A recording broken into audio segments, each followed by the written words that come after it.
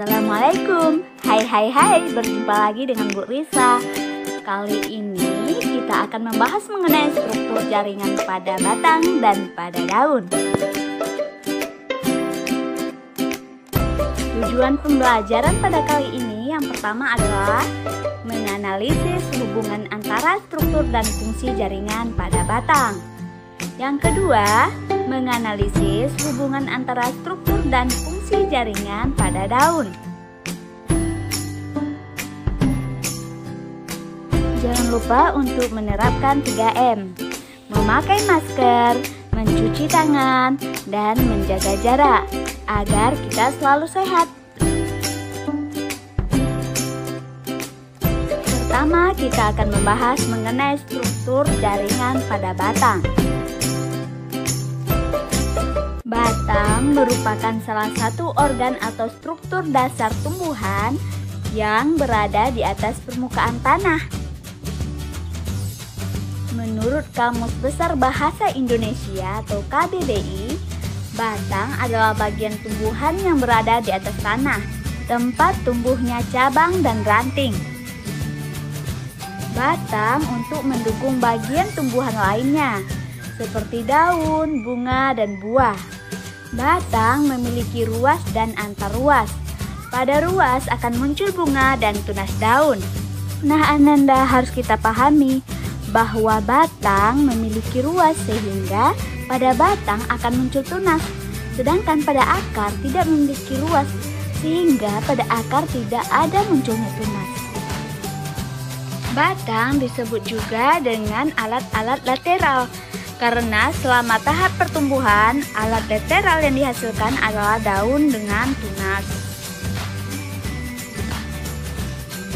Berdasarkan anatomi batang, struktur batang ada 3 jaringan.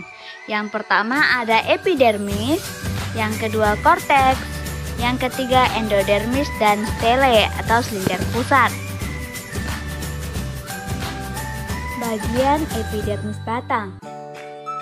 Epidermis merupakan batang yang tersusun dari sebuah sel rapat tanpa ruang antar sel berkutikula. Jaringan epidermis atas berbeda dengan epidermis bawah. Permukaan atas daun disebut dengan permukaan adaksial dan permukaan bawah disebut dengan abaksial. Batang dikelilingi oleh epidermis. Di antara sel epidermis ada yang berubah menjadi sel penutup, idioblast, dan bersebagai tipe trikoma. Fungsi epidermis sebagai pelindung dari bahaya kekeringan. Pada tumbuhan dikotil memiliki lapisan epidermis yang merupakan kulit kayu yang terbentuk dari jaringan gabus.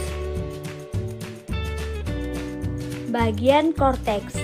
Korteks merupakan yang tersusun dari jaringan parenkim yang berkloroplas. Sel-selnya berdinding tipis dan tersusun tidak beraturan dengan ruangan antar sel yang lebar. Nah, daerah di luar korteks yang berbatasan dengan epidermis terdiri atas kolenkim atau serabut. Korteks batang dapat juga berisi skleroida, sel sekretori, dan latisifer. Kemudian bagian endodermis. Batas antara korteks dan silinder pusat adalah endodermis. Endodermis batang berbeda dengan endodermis akar. Sel endodermis terdiri atas sel hidup yang berbentuk silinder kosong. Dinding endodermis mempunyai struktur yang khas dan khusus. Pada dinding menjari dan melintang terdapat penebalan lignin atau zat kayu dan suberin atau zat gabus. Dalam pengembangan sel endodermis mengalami perubahan, yaitu penambahan lapisan gabus di seluruh permukaan dalam dinding sel. Selanjutnya diikuti penambahan lapisan sekunder dari selulosa. Berikutnya adalah silinder pusat. Silinder pusat tersusun atas beberapa jaringan yaitu bekas pengangkut, empelur, dan perikambium. Jaringan silinder pusat di dalamnya memiliki berkas vaskular yang akan menyebar ke seluruh bagian empelur. Sekarang kita akan membahas mengenai fungsi dari batang.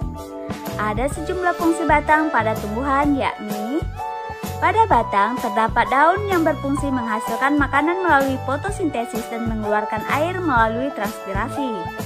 Berikutnya sebagai pemompang tumbuhan sehingga dapat berdiri tegak. Selanjutnya sebagai sarana lintasan air dan mineral ke daun. Menyimpan air dan garam mineral dari akar ke daun, kemudian menyalurkan zat makanan dari daun ke seluruh tubuh. Berikutnya, mengarahkan tumbuhan agar memperoleh cahaya matahari yang cukup. Yang kedua, kita akan membahas mengenai struktur jaringan pada daun.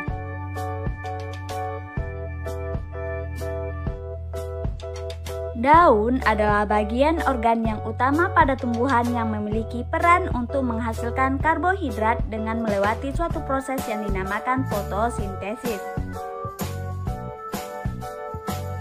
Ada 4 macam jaringan pada organ daun, yaitu jaringan epidermis, jaringan tiang, jaringan bunga karang, dan jaringan pengangkut.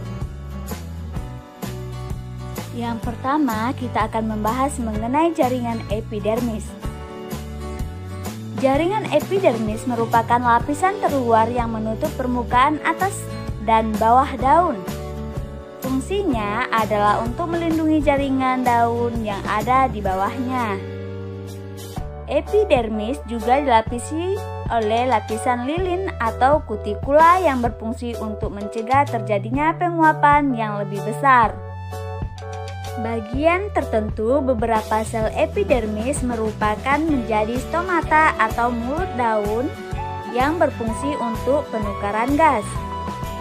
Untuk daun yang tumbuh mendatar, stomata biasanya terdapat banyak di bagian bawah permukaan daun. Sedangkan untuk daun yang posisinya tegak, stomata terdapat pada bagian kedua sisi daun, dan untuk tumbuhan air, stomata banyak ditemukan pada bagian atas permukaan daun. Kemudian jaringan parenkim. Jaringan ini terdiri dari jaringan palisade atau jaringan tiang dan jaringan bunga karang atau spons. Kedua jaringan tersebut merupakan jaringan mesofil atau daging daun. Pada jaringan ini pula terdapat klorofil yang sangat penting untuk proses fotosintesis.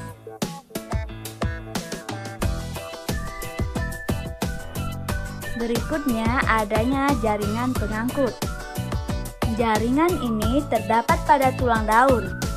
Jaringan pengangkut ini merupakan jaringan floem dan xilem, yang merupakan kelanjutan dari jaringan pengangkut pada akar dan batang. Kemudian berakhir pada ujung atau tepi daun, yang berfungsi sebagai alat transportasi dan sebagai penguat daun. Dan yang terakhir adalah jaringan tambahan daun. Jaringan tambahan meliputi sel-sel khusus yang umumnya terdapat pada mesofil daun, misalnya sel-sel kristal dan kelenjar.